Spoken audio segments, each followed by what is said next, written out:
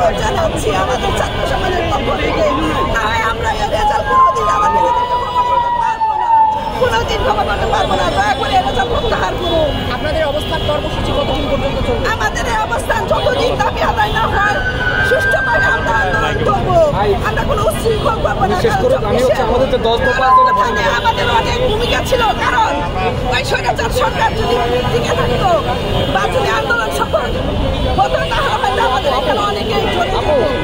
এই জন্য আমরা চাচ্ছি যে আমরা সুষ্ঠুভাবে আন্দোলনের মাধ্যমে আমাদের মাননীয় প্রধান উপদেষ্টা এবং ছাত্রদের প্রতিনিধি আসিফ ভাইয়া, আপনি কোথায় আছেন এখন? মাসুদ ভাই আপনি কোথায় আছেন? আপনি আমাদের কথা শুনতে পান না? আমরা অনেক কষ্ট করে এই পর্যন্ত এসেছি। আপনিও একটা বিশেষের পদের জন্য লড়ছিলেন। সাজিদ ভাইয়া সবাই আমাদের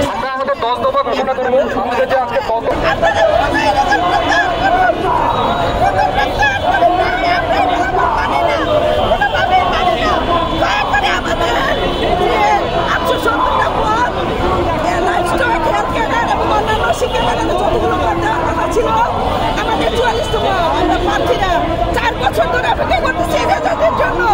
আপনারা রাতের রেজাল্ট দিলেন, যেটা বিসিসির ইতিহাসে কোনোদিন এই ধরনের রেজাল্ট রাত 11:30 রেজাল্ট প্রকাশিত হয় নাই, আপনারা দিয়েছেন।